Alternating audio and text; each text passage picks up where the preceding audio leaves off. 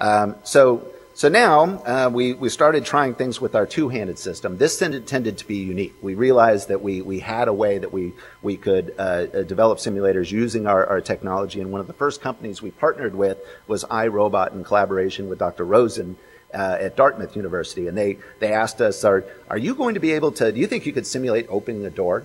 Well, these robots are supposed to disarm bombs. And I remember thinking to myself, well, geez, we're going to have a lot of trouble if the only bombs we can disarm with a robot are outdoors. So we modeled, we decided, well, instead of using this joystick that they would use, where you'd literally go up, over, twist, twist, twist. And remember, the guys out there controlling these pack bots, the guys that set up the bombs are looking for them so they can shoot them. So you need to be efficient. So we decided we'd demonstrate controlling two robots at the same time. And then we implemented it in practice. And this is really how I think most robotics should work. It's expensive to build prototype after prototype after prototype. So VR has a big place in prototyping systems. So here you can see two of our one-handed systems where the task is to take a mine shaft cable and connect it together in a hazardous environment.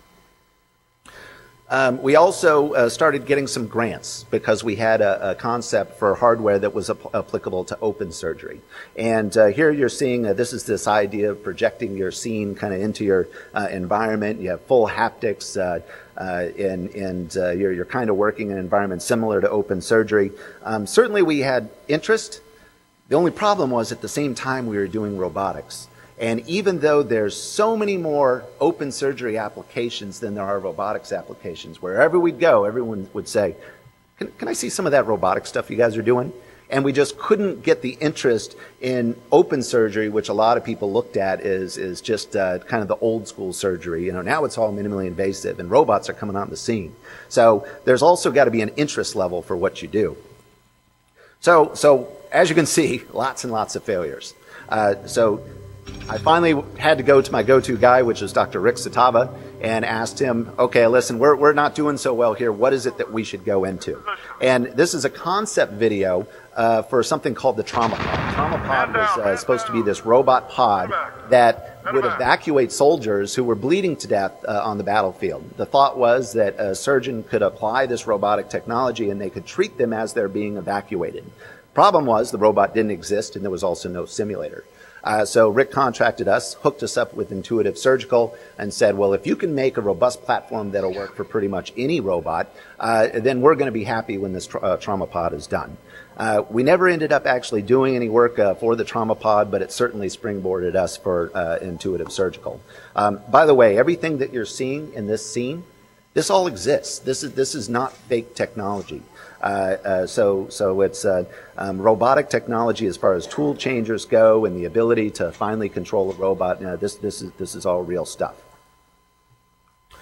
So I realize I'm already way over my time, so I'm going to have to just talk a little bit about what the DV Trainer is and pretty much leave it at that. But this is something we got our very first prototype. We didn't get our very first prototype out till 2007. Now, at about this time, funds are very, very low. I remember being in the food stamp line, looking around and saying, I bet there's not many PhDs in this food stamp line.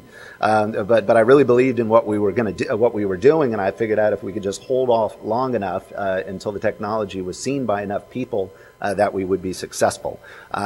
But even after we got our first prototype out, it didn't work very well. We had a lot of breakdowns. It took us 4 years to get to the point where we could release a product. So this means our first commercial product did not get released until December of 2010. So we're talking about 9 years in now. But of course, it uses VR to teach surgeons how to use it. We are lucky enough to have this collaboration with Intuitive Surgical. Certainly, I think they more tolerated us in the beginning. Remember, Rick Satava helped them get going. So I think they just sort of said, well, it's the government's money. All right, we'll give you some models, see what you can do.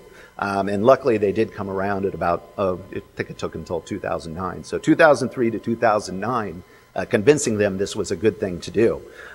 We made it so it has various robot iterations that it's useful for, but the biggest benefit is you don't need this $1.8 million robot to train.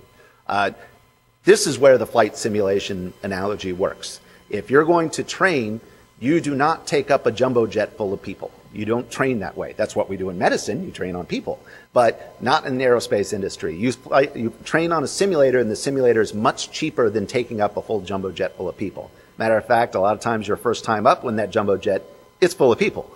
So the simulation's a pretty important part of it, and that's where the analogy is true. Every time you turn on the robot, it's between $2,000, $3,000, a little bit less when using training instruments, but still hundreds of dollars a session. And that's assuming you can actually get to it. If the robot's in use all the time, you have to train at nights and weekends. And you can't use animals typically because it's a robot being used on humans. So the training content is minimal.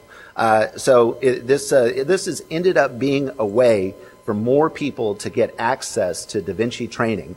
And better yet, Intuitive did get in the game. Granted, it was late, but they decided, well, we'd like simulation right on the console. And if you've been downstairs, you get to see both iterations. You get to see the DV Trainer, which is a simulator that works great in a sim lab, where everybody from your brother's cousin can use it. But in the OR, you're typically going to have the skills simulator, and the skills simulator well, you're using the real thing. You're using the real robot, and there's certainly an $800,000 console is going to perform slightly better than a $100,000 simulator.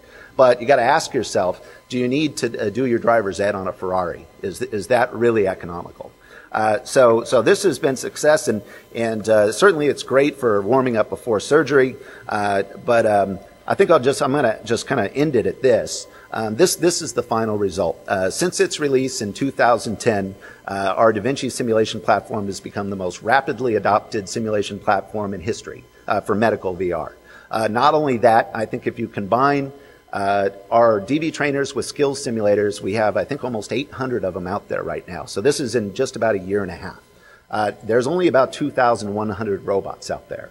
So we went from standing in the food stamp lines to being very, very profitable almost overnight by turning out a product. So it just sort of shows you that if you really kind of stick with it and you really have a good idea and you really, really work with your research partners and your surgeons to know that you have a good idea, if you're persistent enough, you really can succeed. And I think I will end it right there. Thank you.